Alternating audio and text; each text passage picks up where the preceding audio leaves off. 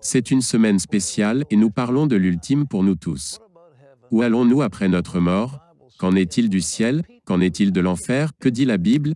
Et qu'en est-il des gens qui y ont réellement été? Eh bien, nous avons des témoignages de première main. Mais selon un sondage Harris, 69% des Américains croient en l'enfer. Mais seulement 1% pensent qu'ils vont y aller. Il y aura des gens qui vont être très surpris. Mais croient-ils littéralement à un enfer de feu et de soufre? Bill Wiese dit qu'il a passé 23 minutes en enfer. Le 22 novembre 1998. C'était une nuit habituelle pour Bill et Annette Wiese. Ils ont passé la soirée avec des amis, puis sont rentrés à la maison et se sont couchés vers minuit. Environ 3 heures plus tard, Bill s'est senti retiré de son lit et jeté dans les airs. Il atterrit sur le sol dur d'une cellule de prison.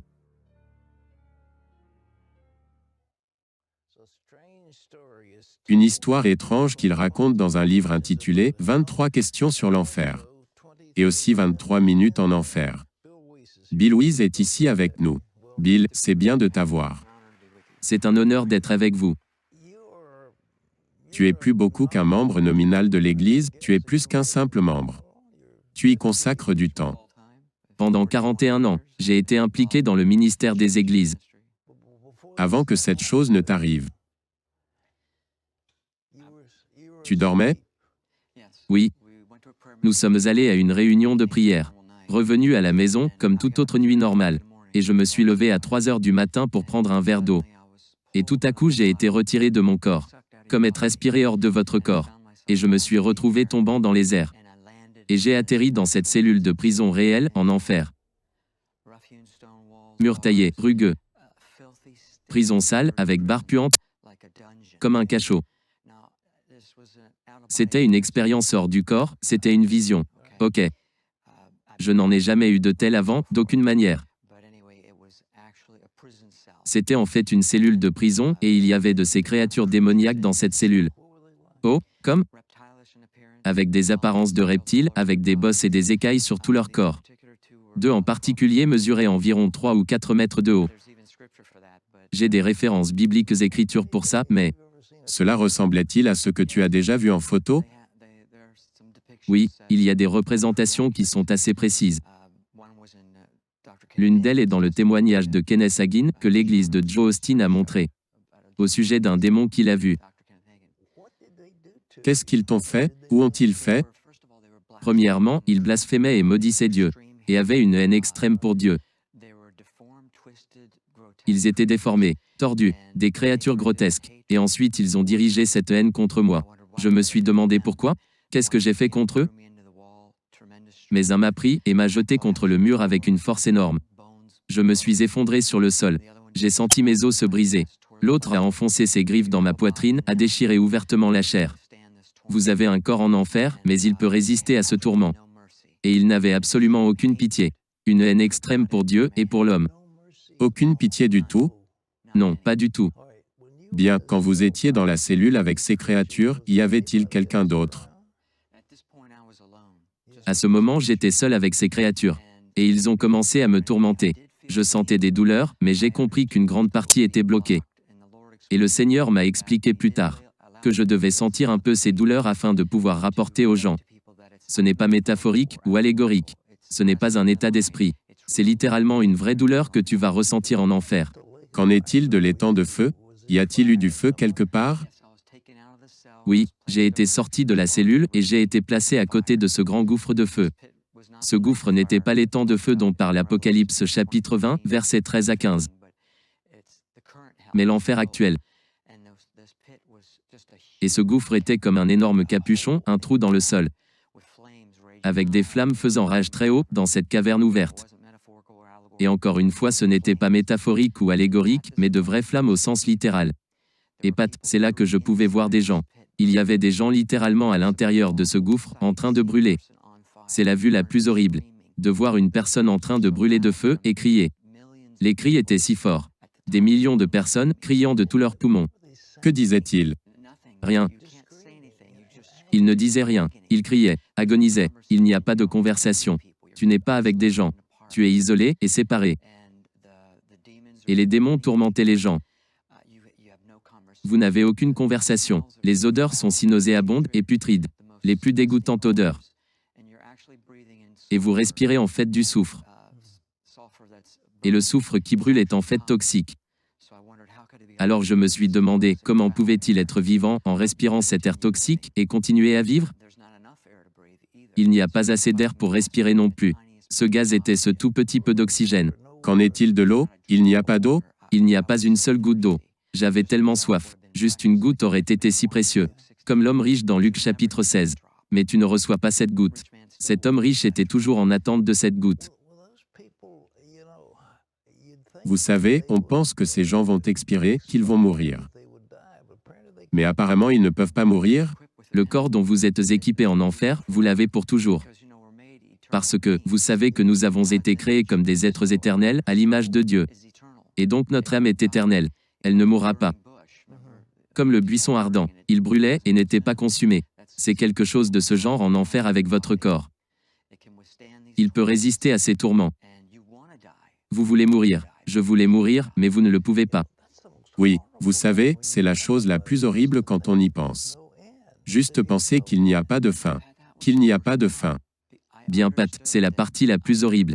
Quand j'ai compris que je n'en sortirai jamais, jamais, et de savoir que tu seras là pour l'éternité, sans espoir. Tu sais, Ésaïe 38 verset 18 dit, « Ceux qui descendent dans la fosse ne peuvent pas espérer en cette vérité. » Tu n'as pas d'espoir pour Jésus parce que c'est trop tard pour eux. La décision est finale, et c'est vraiment le pire, sachant que vous n'en sortirez jamais. Vous savez, cela peine le cœur des gens. J'espère que les gens qui écoutent votre témoignage comprendront ce que c'est. Il n'y a rien de plus horrible pour vous quand vous n'avez aucun espoir, aucun avenir, rien. Sauf des douleurs et tourments constants, pour toujours. C'est la chose la plus horrible que la pensée des gens ne puisse même pas imaginer. Les horreurs de l'enfer, votre esprit ne peut même pas y aller. Une seule de ces choses vous tuerait. Et l'obscurité, j'ai pu voir un tout petit peu à travers les flammes. Mais l'obscurité est juste consumante.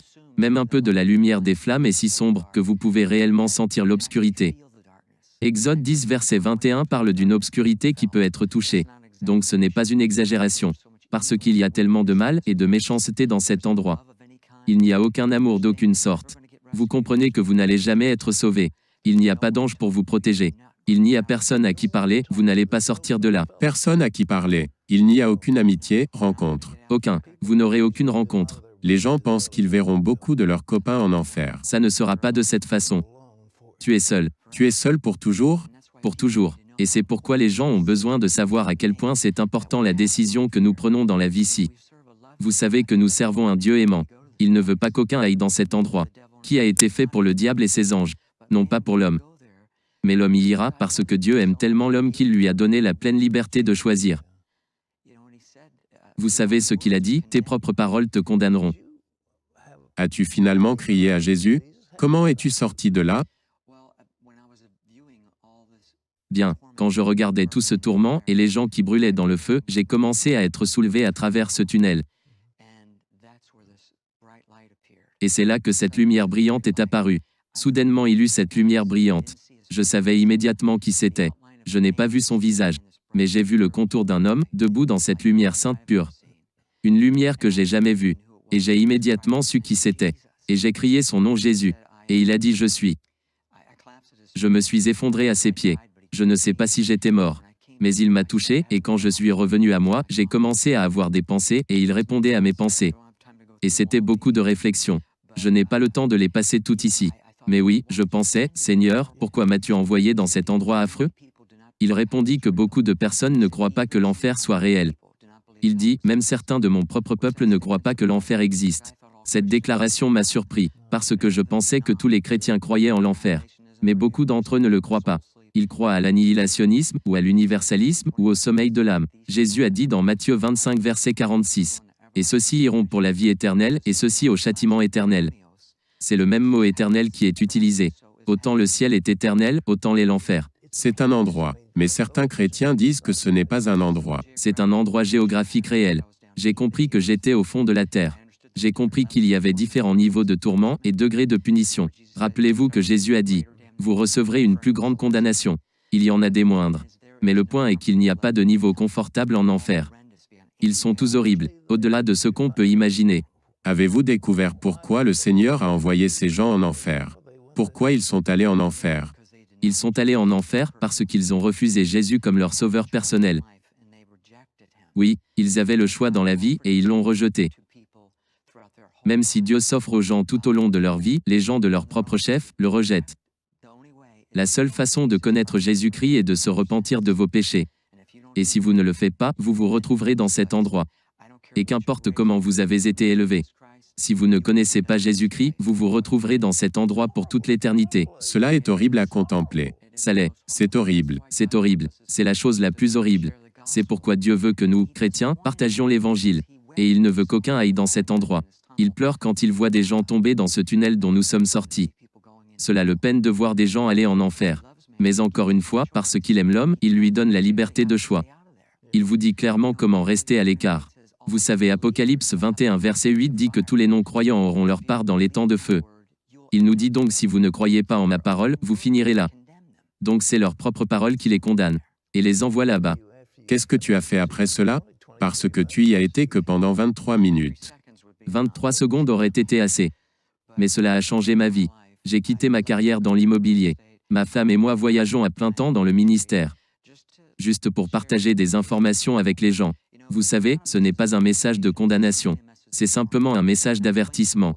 Et j'explique aux gens que ce n'est pas important de croire en mon expérience. Ce qui est important, c'est qu'ils vérifient ce que la parole de Dieu dit.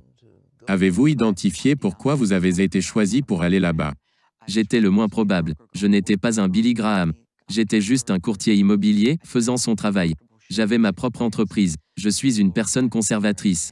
Je ne me sentais pas à l'aise de partager cette expérience. Mais le Seigneur me demande de la partager. Et maintenant l'inconfort ne me dérange guère. Parce que si une personne peut être amenée aux Écritures. Étiez-vous terrifié quand vous avez été enlevé de votre corps? Étiez-vous terrifié? J'étais terrifié au-delà de ce que je peux expliquer. Et je suis une personne calme de nature et je sais quelque chose au sujet de la peur. J'ai été attaqué par un requin-tigre de 3 mètres, tiré sous l'eau quand je surfais. Et il a attrapé ma jambe. Et donc cette peur que j'ai éprouvée est pâle en comparaison de ce que vous ressentez en enfer. Ils ne sont même pas comparables. Il n'y avait aucune fin à cela. Aucune fin. Aucune fin. Dieu te bénisse. Mesdames et messieurs, ce livre, 23 minutes en enfer, vous pouvez l'obtenir. Il est disponible. Laissez-moi vous poser une question. Il y avait un homme riche qui a dit, « Que diriez-vous de renvoyer quelqu'un pour dire à mes frères ?» Et Abraham a répondu qu'ils ont Moïse et les prophètes. S'ils ne les croient pas, ils ne nous croiront pas, même si quelqu'un ressuscitait d'entre les morts. Mes amis, croyez-vous ce que cet homme a dit?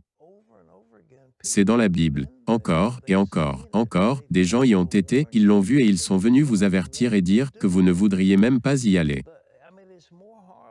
Je veux dire que c'est horrible que je ne peux imaginer. La pensée qu'il n'y aura jamais de fin à cela. Pour toujours et à jamais, les temps de feu. Pour toujours et à jamais, c'est ce que la Bible dit. Sans fin. Vous avez un corps qui ne peut pas mourir. Tu veux mourir mais tu ne peux pas mourir. Et Bill est ici et nous dit ce qui lui est arrivé. Pourquoi Dieu l'a choisi? Il ne sait pas. Personne d'entre nous ne le sait. Mais il n'a pas fait ce choix. Et il a vécu quelque chose, les horreurs de cet endroit. Je vous demande ceci. Je vous offre en ce moment un moyen de sortir de cela, afin que lorsque vous mourrez, vous n'irez pas en enfer. Vous irez au paradis. Vous serez au paradis avec Jésus. Il l'a dit au voleur sur la croix.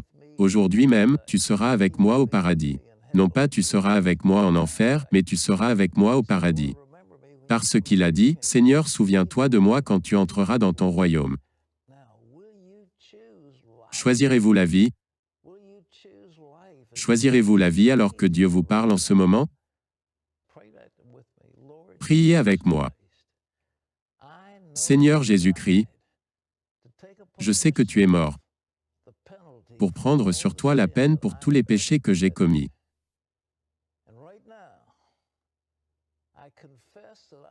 Et maintenant, je confesse que je crois que tu es mort pour moi, selon les Écritures. Et donc je te demande, viens dans mon cœur, prends le contrôle de ma vie.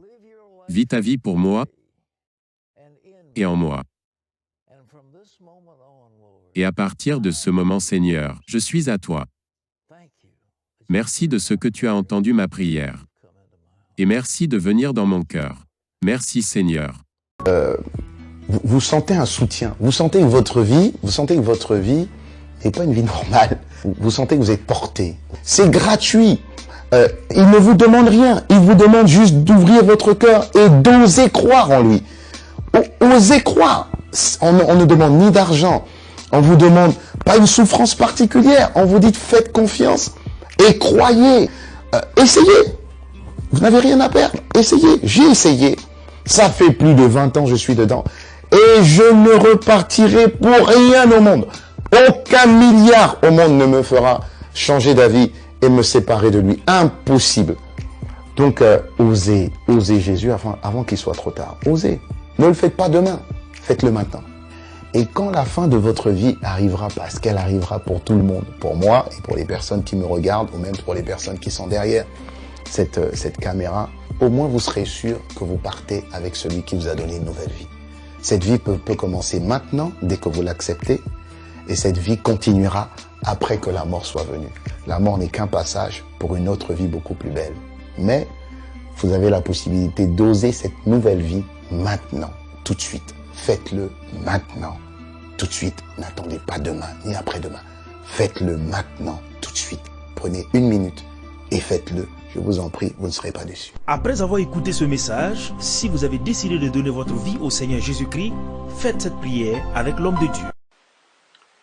Mon Dieu, je viens devant toi, tel que je suis.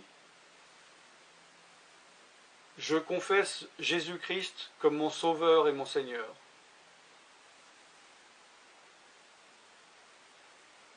Je crois qu'il est mort sur la croix pour mes péchés, qu'il a porté ma condamnation, il a porté mes péchés et mes maladies, que Jésus-Christ est le Roi des rois et le Seigneur des seigneurs, qu'il est le Fils de Dieu, qu'il est maintenant ressuscité et assis à la droite du Père. Et il prie maintenant pour moi. Je me suis détourné de mes péchés et je veux obéir à ta parole.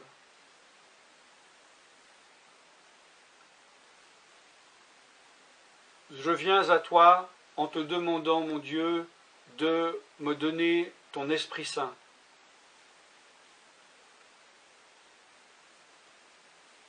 Remplis-moi de ton Esprit,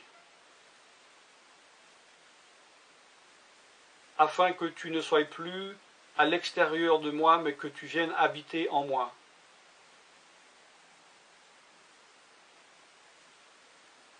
Et que je devienne ton temple. Esprit de Dieu, viens habiter en moi. Purifie-moi, lave-moi, sanctifie-moi, rends-moi pur, transforme-moi à l'image de Dieu.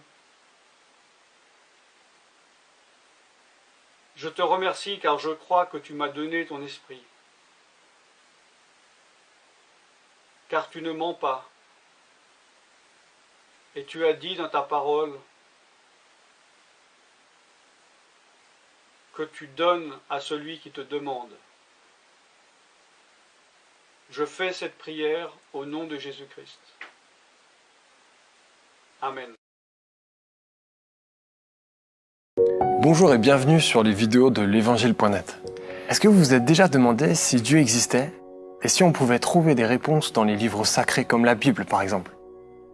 Eh bien, vous êtes tombé au bon endroit puisque l'évangile.net, c'est justement une plateforme interactive qui vous permet de découvrir par vous-même ce qu'est la foi chrétienne. Qui ne s'est jamais demandé si derrière le hasard qui a créé l'univers, il n'y avait pas finalement un Dieu? Qui ne s'est jamais dit qu'il devait sans doute y avoir un sens à notre existence? Mais lequel? Est-ce que Dieu nous laisserait vraiment sans réponse? Laquelle des religions détiendrait alors la vérité? On peut rester sur ce genre de questions et se fier à quelques avis qu'on entend ici et là. Ou alors, on peut chercher par nous-mêmes et aller directement à la source pour connaître ce que disent les religions. Nous, chrétiens, on aimerait vous lancer ce défi, celui de lire au moins un livre de la Bible. Faites votre propre avis sur le sujet, soyez curieux. Vous allez voir que ce n'est pas si difficile que ça.